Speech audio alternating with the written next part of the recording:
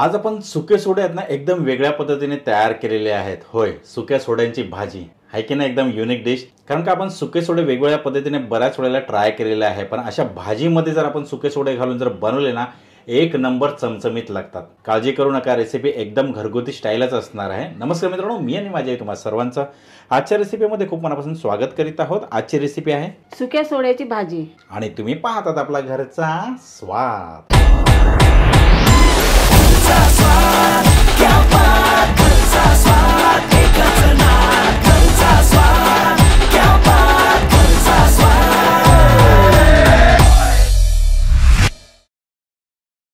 तर पाहूयात आजच्या रेसिपीसाठी आपल्याजवळ नेमका काय काय साहित्य आहे ते. तर इथे बघा, मी सुके सोडे आहेत ना, ते अर्धा तास गरम पाण्यामध्ये उकळत्या पाण्यामध्ये भिजवत ठेवलेले. त्यानंतर मी इथे टोमॅटो घेतलेले आहेत बारीक चिरून, आणि इथे मी शिमला मिरची उभे काप करून घेतलेले आहेत, पातीचा कांदा, त्यानंतर हळद, त्यानंतर कोथिंबीर घेतलेली आहे बारीक चिरून, लसूण ठेचून घेतलेला आहे, त्यानंतर मी इथे कोकम घेतलेला आहे 5-6 तुकडे, बारीक चिरलेली हिरवी मिरची, बारीक चिरलेला कांदा, त्यानंतर मी इथे हळद घेतलेली आहे, आणि त्यानंतर मी इथे वालावरकर यांचा आगरी कोळी मसाला घेतलेला आहे, चवीनुसार मीठ. तुम्हाला सर्व साहित्यांचे प्रमाण आपल्या डिस्क्रिप्शन बॉक्समध्ये पाहायला मिळेल. आता पटकन आपण कृतीला सुरुवात करूया. आता हे सोडे आहेत ना, ते आपल्याला 2-3 पाण्यामध्ये स्वच्छ धुवून घ्यायचे आहेत. तर हे बघा, मी सोडे आहेत ना, ते 2-3 पाण्यामध्ये चांगले धुवून घेतलेले आहेत, तुम्ही पाहू शकता. आता इथे बघा, मी कढईमध्ये तेल तापून घेतलेलं आहे. आता त्यानंतर आपण फोडणीला लसूण घालूया,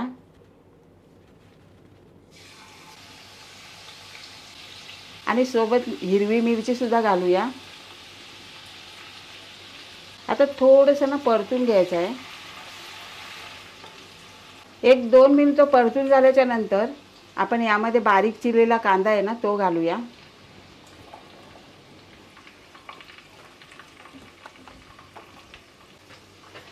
आता परतून घेऊया, आणि कांदा थोडासा मऊ झाला ना का आपण टोमॅटो सुद्धा घालून घेऊया. हा बघा, कांदा आहे ना, तो मऊ झालेला आहे. आता यानंतर आपण टोमॅटो घालूया.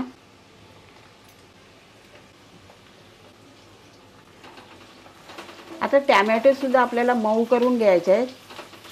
तर याच्यामध्ये ना मी थोडंसं मीठ घालते, म्हणजे लवकर मऊ होतील. किंचित थोडंसं घालते मी.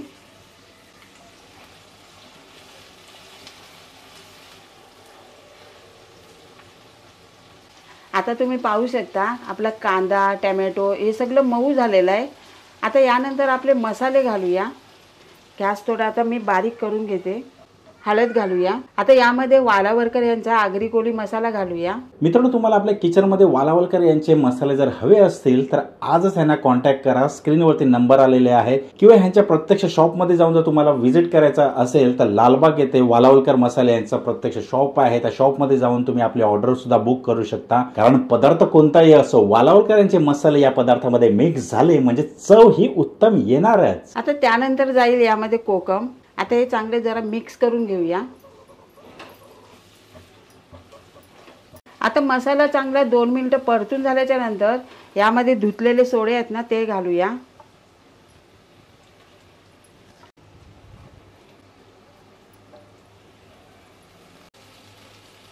आता परतून घेऊया.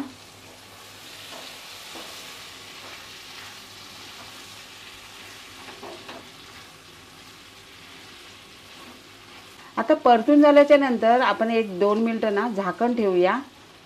म्हणजे ते वाफेवरती पण सुद्धा चांगले शिजतील ना. हो, पण नंतर आपल्याला थोडंसं पाणी सुद्धा घालायचं आहे. बरोबर. आता पाणी कशासाठी घालायचं आहे, जे काय मसाले आहेत ना ते चिकटले असतील कढईला तर ते निघून जातील वाफेने. तर आता मी 2 मिनिटासाठी मी झाकण ठेवते.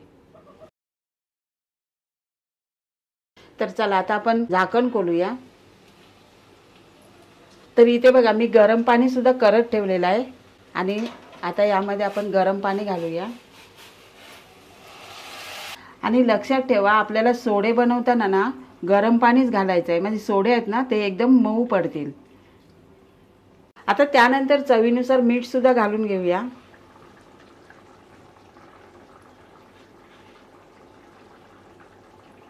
आणि आता मिक्स करून घेऊया. हो हो हो हो, जबरदस्त. तुम्ही आत्ताच पाहू शकता किती चमचमीत दिसत आहेत.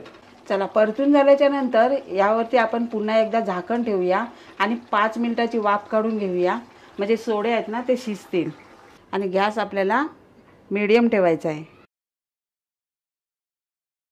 चला, आता आपण झाकण खोलूया, वाह, परतून घेऊया. आता त्यानंतर यामध्ये आपण पहिल्यांदा काय करूया, शिमला मिरची आहे ना ती घालूया.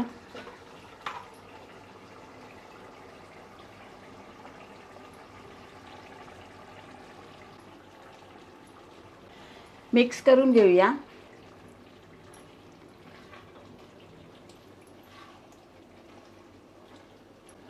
आता शिमला मिरची टाकून झाल्याच्या नंतर आपल्याला काय करायचं आहे, यावरती ना झाकण ठेवायचं आहे.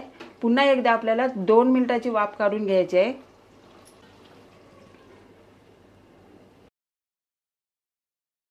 चला, आता आपण झाकण खोलूया.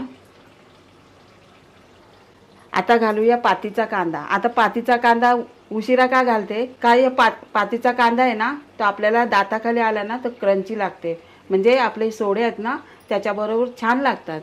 सोबत थोडीशी कोथिंबीर सुद्धा घालूया. आता मिक्स करून घेऊया. हो हो हो, जबरदस्त, कसलं भारी दिसतंय बघा. आणि अशा पद्धतीने जर तुम्ही भाजी बनवली ना, भाकरी म्हणा किंवा चपाती म्हणा किंवा नुसतं फक्त भातासोबत जरी खाल्लं तरी हे सोडे ना इतके जबरदस्त लागतील. क्या बात आहे. आता परतून झाल्याच्या नंतर आपल्याला 1 मिनिटाची वाफ काढून घ्यायची आहे. जास्त आपल्याला हा पातीचा कांदा आहे ना तो शिजून नाही घ्यायचा आहे. आणि गॅस आहे ना तो स्लोच ठेवायचा आहे, एकदम फास्ट गॅसवरती नाही ठेवायचा आहे. चला, आता आपण झाकण खोलूया. वाह, आता तुम्ही पाहू शकता कसले भारी दिसतात सोडे, एक नंबर. चला, आता आपण गॅस बंद करून घेऊया.